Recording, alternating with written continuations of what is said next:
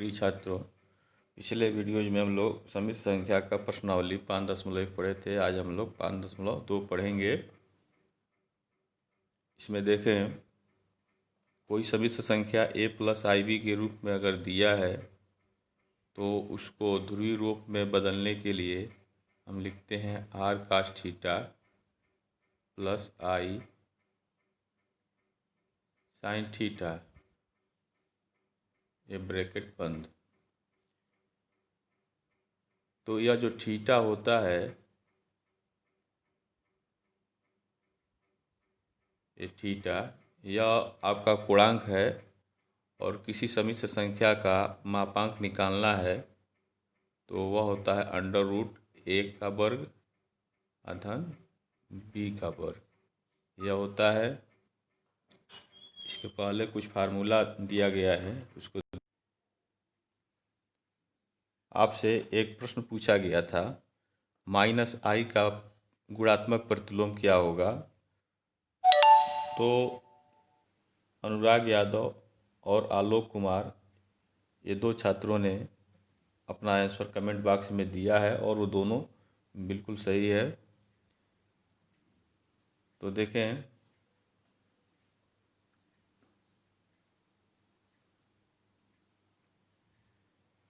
यदि समिश्र संख्या a plus IB के रूप में हो तो इससे बिंदु क्या मिलेगा, AP मिलेगा और यह प्रथम चतुर्थांश में होगा। तो जब प्रथम चतुर्थांश में होगा तो पूर्णांक होगा tan इनवर्स mod b/a। और यदि समिश्र संख्या -a प्लस IB हो तो बिंदु मिलेगा -ab, तो वह द्वितीय चतुर्थांश में होगा और पूर्णांक हो जाएगा pi minus tan inverse mod b/-a। यदि समिश्र संख्या -a -IB हो तो उससे प्राप्त बिंदु -a-b है और यह तृतीय चतुर्थांश में होगा और इसका पूर्णांक जो है pi minus tan inverse mod -b/-a और माझोला कोष्ठक के बाहर माइनस चिन्ह लग जाएगा।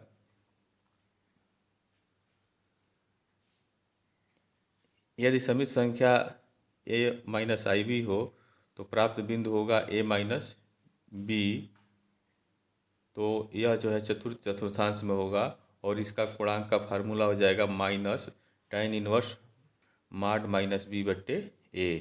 तो ये सब फार्मूले हैं। इसके बाद हम लोग प्रश्नावली 5.2 पे चलते हैं। ये पहला देखें, दिया है प्रश्न 1 से 2 तक समिश्र संख्याओं में प्रत्येक का मापांक और पूर्णांक ज्ञात करना है। तो आप देखें, ये पहला दिया हुआ है z बराबर -i1 और -i√3। तो यह दिया हुआ है तो इसका मापांक निकालना है। तो देखें,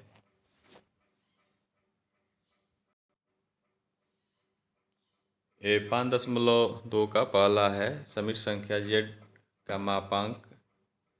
तो z बराबर इतना दिया हुआ है, इसका मापांक हो जाएगा mod ऑफ z। ठीक, अब क्या करेंगे, ये वास्तविक संख्या -1 है और काल्पनिक संख्या -√3 है, तो इसका वर्ग करके जोड़ देंगे और करनी में ले लेंगे तो करनी में 4 आ जाएगा और इसका वर्गमूल 2 हो जाएगा। तो इसका मापांक आपका 2 हो गया। इसके बाद अब देखें, समिश्र संख्या जो है -1 -√3i है, तो इसका बिंदु हो गया आपका -1 -√3। तो यह किस में होगा, तृतीय चतुर्थांश में होगा। अभी हम लोग फार्मूला देखे हैं कि इसका फार्मूला जो है यह है, तो इसी में a-b/-a होगा, तो b और a का मान इसमें रख देंगे तो यह मिलेगा। ठीक है, अब π/√3 जो होता है tan π/3 का मान होता है, तो यहाँ tan π/3 रख दिए।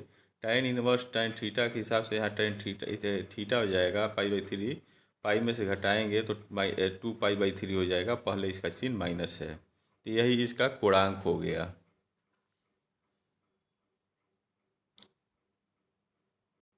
इसका दूसरा देखें, समिश्र संख्या z बराबर -√3 + i दिया हुआ है और इसका मापांक पूर्णांक पूछ रहा है, तो उसी तरह से इसको भी निकालेंगे। जेड का मापांक बराबर माड जेड, तो इसका वास्तविक संख्या √3 का वर्ग माइनस √3 का वर्ग और काल्पनिक संख्या 1 दिया है, आई का गुणांक 1, तो 1 का वर्ग कर देंगे, यह करली में 4 आ जाएगा, इसका वर्गमूल जो 2 हो जाएगा, तो जेड का मापांक 2 हो जाएगा। इसको आप नोट कर लें।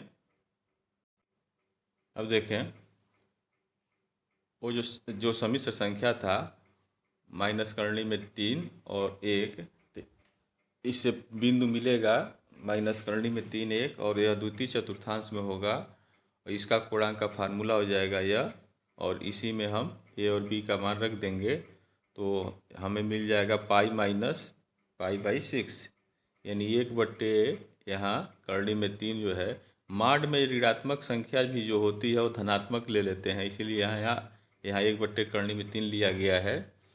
तो 1/, करनी में 3 जो है tan 30 का मान होता है, रेडियन में इसको पाई/6 लिख सकते हैं, तो यह पाई/6 हो जाएगा, और इस तरह से इसको हल करेंगे तो 5 पाई/6 इसका पूर्णांक हो जाएगा। तो इसे आप नोट कर लें।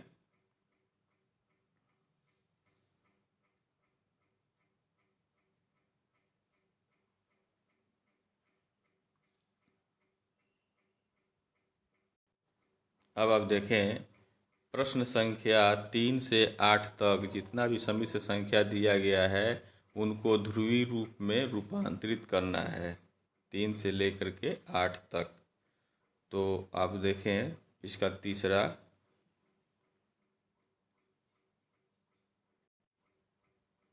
तो तीसरा इसका देखें, सम्मिश्र संख्या दिया हुआ है 1 - i, इसको ध्रुवीय रूप में हमको बदलना है, तो हम मान लेंगे, माना 1 - i = r ब्रैकेट में cos theta plus i sin theta, ये समीकरण नंबर 1 हो गया। अब इसी में हम r और थीटा का मान रख देंगे तो ये ध्रुवीय रूप में बदल जाएगा। तो देखें, दोनों तरफ जो है वास्तविक संख्या और काल्पनिक संख्या का तुलना करेंगे, तो r cos थीटा जो है 1 के बराबर हो जाएगा, समीकरण नंबर 2 हो गया, और काल्पनिक संख्या जो है i का गुणांक होता है, तो r sin थीटा बराबर -1 हो जाएगा, ये तीसरा हो जाएगा। इन दोनों समीकरणों का वर्ग करके जोड़ दें तो देखें, ये वर्ग करके जोड़ेंगे तो मिलेगा, और इस तरह से r² बराबर 2 हो जाएगा, तो r का मान करनी में 2 हो जाएगा। इसको आप नोट करें।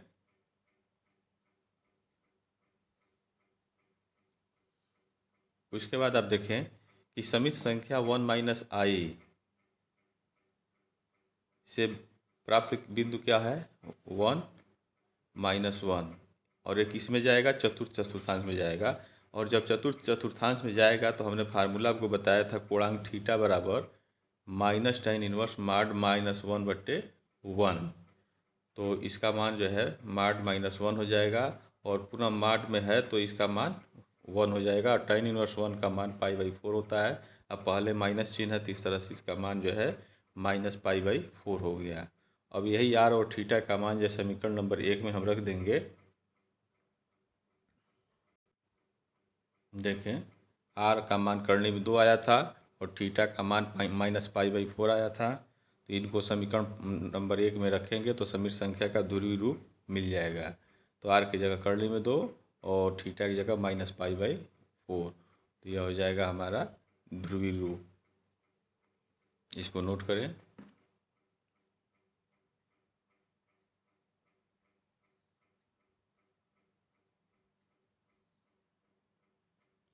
इसी तरह से चौथा दिया है, z बराबर -1 + i, इसको ध्रुवीय रूप में रूपांतरित करना है, तो इसको भी हम मान लेंगे, माना -1 + i = r cos theta plus i sin theta, first हो गया। पुनः वास्तविक संख्या और काल्पनिक संख्या की तुलना करेंगे तो हमको समीकरण नंबर 2 और 3 मिलेगा, और इन दोनों का वर्ग करके जोड़ेंगे तो r का मान जो है करनी में 2 मिल जाएगा। देखें, और पुनः देखें, यह बिंदु जो है हमको क्या मिल रहा है, -1 और 1 सम्मिश्र संख्या से, यह -1 और 1 जो है द्वितीय चतुर्थांश में होगा।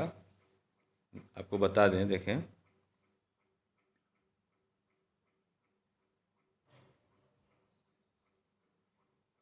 यह इस पर चली गई दूरी जो है धनात्मक होता है और इस पर भी धनात्मक होता है, तो यह प्लस प्लस हो गया, प्लस ये प्रथम चतुर्थांश हो गया। इस एक्स अक्ष पर बाईं तरफ चलते हैं तो माइनस होता है और ऊपर चलेंगे तो प्लस होगा, तो यह द्वितीय चतुर्थांश में हो जाएगा। अब देखें एक्स अक्ष पे मूल बिंदु से बाईं ओर गए माइनस हो गया और वाई अक्ष पे चले नीचे तो ये भी माइनस हो गया, तो तृतीय चतुर्थांश में माइनस माइनस हो गया।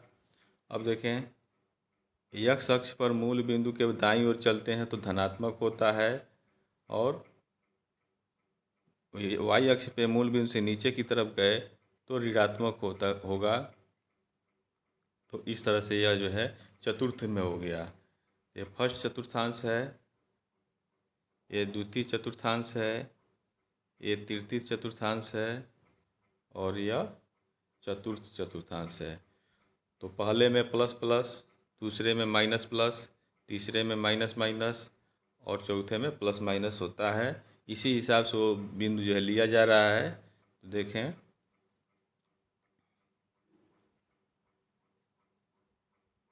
तो जब ये द्वितीय चतुर्थांश में है तो उसका फार्मूला हम लोग देखे थे गुणांक का, पाई माइनस tan इनवर्स माड यह हो जाएगा बी बट्टे माइनस ए था, तो बी और ए की जगह जो है हम मान रख देंगे तो इसका मान हो जाएगा पाई माइनस tan इनवर्स 1। माड में ऋणात्मक संख्या भी जो है वो धनात्मक हो जाता है। देखें तो इसको लिख दिया गया है पाई/4।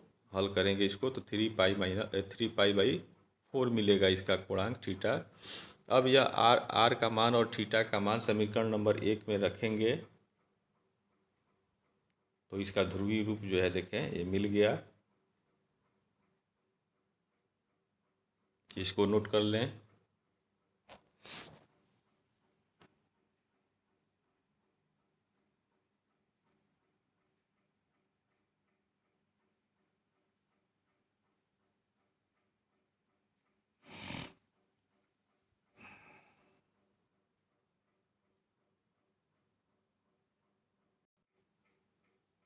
इसी तरह से पांचवा दिया है समित संख्या z बराबर -1 और -i, इसको भी बदलना है ध्रुवीय रूप में। तो देखें इसको भी मान लेंगे -1 और -i बराबर r cos theta plus i sin theta, उसी तरह से 1 हो जाएगा। तुलना करेंगे वास्तविक संख्या काल्पनिक संख्या का तो समीकरण 2 और 3 मिलेगा। दूसरे और तीसरे का वर्ग करके जोड़ेंगे तो यह मिल जाएगा। ठीक है, r का मान करने में 2 हो जाएगा। समिश्र संख्या -1 -i से प्राप्त बिंदु जो है -1 होगा, तो यह तृतीय चतुर्थांश में होगा। तृतीय में जो होगा तो इसका पूर्णांक का मान जो है देखें फार्मूला यह होगा पाई माइनस tan इनवर्स माड -b/-a। तो b और a का मान रख देंगे और इसके पहले माइनस चिन्ह है और इसमें रखेंगे तो माड यह हो जाएगा 1 और यह tan इनवर्स 1 का मान जो है पाई/4 होगा। तो यहाँ 1 का मान जो है tan रखेंगे। तो इस तरह से tan इनवर्स tan थीटा बराबर थीटा होता है तो पाई/4 हो जाएगा और इस तरह से इसका -3 पाई/4 होगा पूर्णांक का मान। तो इन दोनों को हम जो है r और थीटा का मान समीकरण नंबर 1 में रख देंगे। देखें ये दोनों मान रखें तो यह जो है हमारा ध्रुवीय रूप हो गया।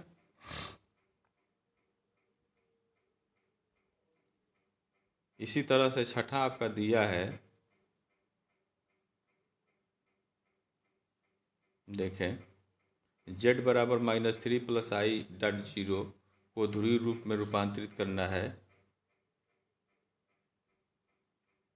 तो -3 + i0 आपका प्रश्न दिया है केवल -3। अब देखें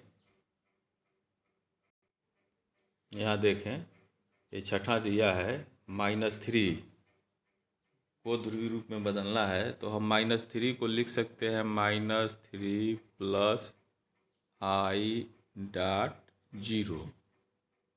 ठीक है, तो यह ध्रुवीय रूप हो जाएगा। ये -3 काल वास्तविक संख्या हो जाएगा, 0 जो है काल्पनिक संख्या हो जाएगा। तो इसी तरह से इसको हम लिखेंगे। तो देखें, z बराबर -3 + i डॉट जीरो मान लिए, लिख लिए, और इसको ध्रुवीय रूप में लिखना है तो r cos theta + i sin theta लिख लिए। अब देखें, r cos थीटा का मान -3 के बराबर है, दूसरा हो गया, और r sin थीटा जो है i का गुणांक वह 0 के बराबर है, तीसरा हो गया। इन्हीं दूसरे और तीसरे को वर्ग करके हम जोड़ देंगे। तो देखें, वर्ग करके जोड़ेंगे तो देखें ये मिलेगा r स्क्वायर का मान 9, और इस तरह से r बराबर 3 हो जाएगा। समित संख्या जो दिया है -3 + i डॉट जीरो, इससे बिंदु क्या मिलेगा? -3 0। यह किस में होगा? द्वितीय चतुर्थांश में होगा। तो जब द्वितीय चतुर्थांश में होगा तो इसका कोणांक का फार्मूला हो जाएगा pi minus tan inverse b/a। तो b की जगह 0 दिया, a की जगह -3 दिया है। तो 0 में किसी संख्या का भाग देंगे तो 0 आएगा, माड 0 का मान 0 होगा। तो देखें, अब यह 0 जो है tan का किस कोण का मान होता है? 0 का। तो tan इनवर्स tan 0 0 हो जाएगा। इस तरह से कोणांक इसका मान जो है यहाँ पाई हो गया।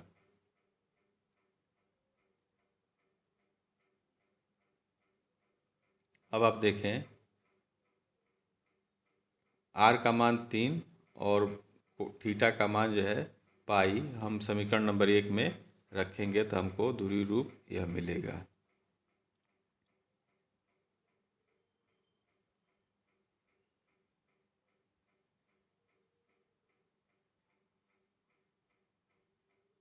अब इसका सातवां देखें, समित संख्या √3 + i दिया है, तो इसको भी हम मान लेंगे। i का गुणांक यहाँ 1 हो जाएगा, तो r cos theta + i sin theta यहाँ भी माने। वास्तविक और काल्पनिक संख्याओं की तुलना करेंगे तो दूसरा और तीसरा ही मिलेगा। उसी तरह से इसका भी वर्ग करके जोड़ेंगे तो r स्क्वायर जो है 4 के बराबर हो जाएगा। करनी में 3 का वर्ग 3, अधन 1 4 हो गया, r का मान 2 हो गया।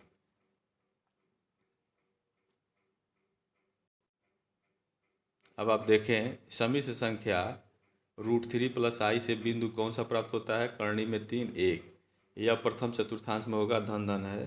तो इसका कोणांक का फार्मूला जो है tan इनवर्स माड b/a। तो 1/करनी में 3 हो जाएगा, और tan π/6 का मान जो है 1/करनी में 3 होता है, यानी tan 30 का। इसलिए यहाँ π/6 लिखा गया है। tan inverse tan theta = theta होता है, तो यह π/6 हो जाएगा, यानी थीटा का मान जो है π/6 हो गया। अब देखें, r और थीटा का मान जो है हम समीकरण नंबर 1 में रखेंगे, ध्रुवीय रूप मिलेगा 2 cos π/6 + i sin π/6। अब समिश्र संख्या z द्वारा और दिया है i, 8वें में i दिया है, i का ध्रुवीय रूप पूछ रहा है, तो i को हम मान सकते हैं 0 + i डॉट 1। तो अब इसका देखें, इसको हम ध्रुवीय रूप में मानेंगे r cos theta + i sin theta. ये समीकरण नंबर 1 हो जाएगा। और वास्तविक और काल्पनिक संख्याओं की तुलना करेंगे तो r cos थीटा बराबर 0 और r sin थीटा जो है 1 के बराबर हो जाएगा। इन दोनों का वर्ग करें उसी तरह से, वर्ग करके जोड़ दें तो देखें r का मान r² = 1, r बराबर 1 मिल जाएगा। और समिश्र संख्या जो दिया है 0 + i डॉट 1, तो इससे बिंदु मिलेगा क्या? 0 1। तो 0 1 मिलेगा। 0 1 ये धन धन है, तो ये प्रथम चतुर्थांश में होगा, और जब प्रथम चतुर्थांश में होगा तो इसका कोणांक का फार्मूला है tan इनवर्स माड b/a। तो b का मान रखेंगे और a का मान रखेंगे, तो 1 में 0 का भाग करेंगे तो इन्फिनिटी आएगा, अनंत आएगा, और माड में वह मान है तो अनंत ही होगा, धनात्मक। और इस तरह से यह tan π/2 का मान जो है इन्फिनिटी होता है, अनंत होता है, तो यहाँ π/2 लिखेंगे। और इस तरह tan इनवर्स tan थीटा बराबर थीटा होता है, तो थीटा बराबर π/2। अब r और थीटा का मान जो है हम समीकरण नंबर 1 में रखेंगे,